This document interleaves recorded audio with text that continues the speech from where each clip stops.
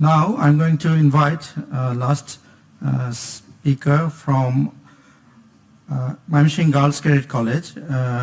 I would like to request the team leader Cadet Tazria to speak against the motion. You spent 4 long days in analyzing today's motion. But do you realize, my dear opponents, we can send a man to the moon, we can cure cancer, but we cannot solve traffic jam. Well, pretty ironic, isn't it? Well, if your stance were the easiest solution, then I wouldn't be here today. Honorable moderator, respected panel of judges, and my dearest audience who face the traffic chaos every day, greetings. I, being a leader of today's opposition team, would once again like to highlight the key points my first and second speaker already clarified, but to you put to dust. And if you ask me, right, how am I going to reduce the number of private cars in Bangladesh? Well, I'm going to do that using congestion charges. And today's motion never mentioned that it is confined within Bangladesh. It is talking about a universal perspective, my learned opponents. So let's broaden our views to an international level. Firstly, Singapore. Singapore reduces traffic by 15% and maintained average speed of 30 to 40 kilometers per hour, and this success was brought in by the launch of electronic road pricing in 1998 and inspired by Singapore in 2007.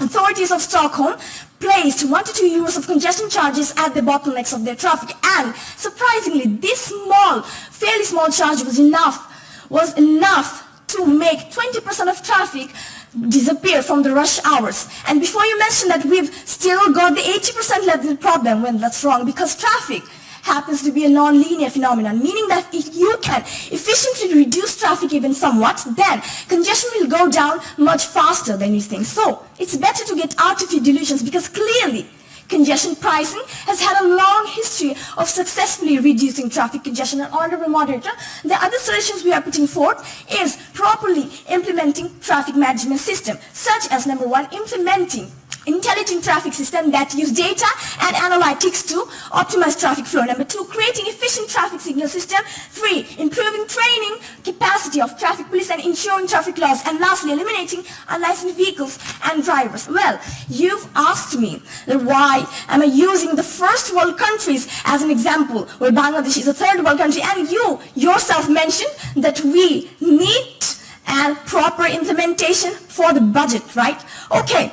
But I'm not ignoring the brilliance of public transport system, but let me give you a practical example. China, Japan, Switzerland, Thailand, and Indonesia. Well, you cannot deny that they have traffic congestion, but China and Japan are the countries that have ranked to have the top 10 most effective public transport system. Thailand ranked 15th, Switzerland ranked 5th, and Indonesia ranked 3rd in the latest Urban Mobility Readiness Index 2022. So, does improved public transport system not exist in these countries? Did improved public transport system solve the traffic congestion?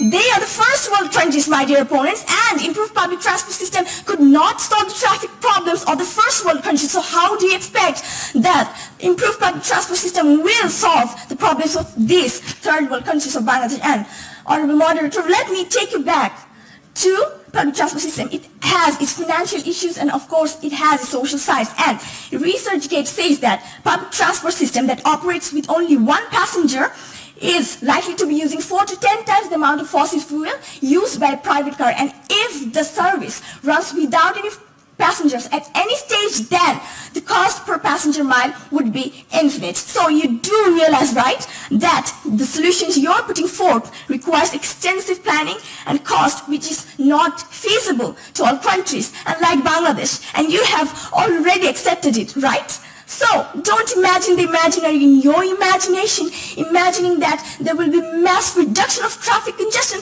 if improved public transport system becomes a neighbor next door for all walks of people. I hope you have understood my point on these very notes. I'd like to conclude my speech here. Thank you, Honorable Moderator. Thank you, everyone. May I request Cadet Tazria to come up with a rebuttal talk against the motion. Thank you, Honorable Moderator, for giving me the floor once again. So, learned opponent, you have asked me why am I giving the examples of the first world countries who have improved public transport system, but their improved public transport system could not solve the traffic jam. That's exactly why I'm giving the examples of first world countries. Bangladesh is a third world country, right?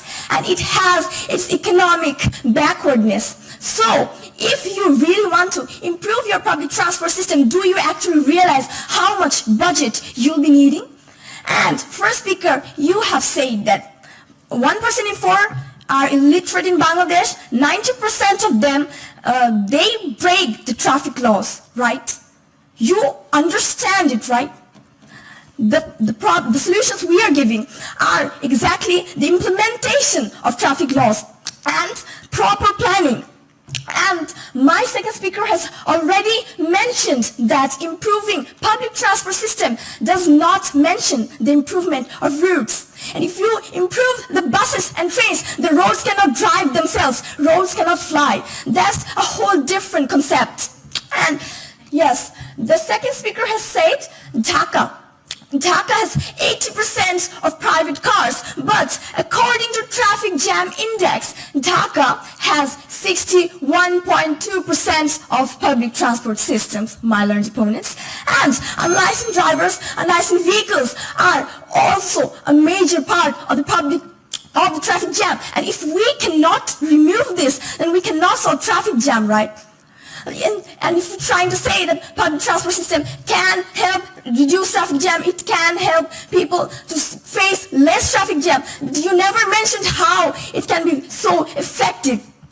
You have said it over and over again that Bangladesh is a third world country. We cannot solve traffic jam by implementing and enforcing traffic laws, but we can do it by improving public transport system.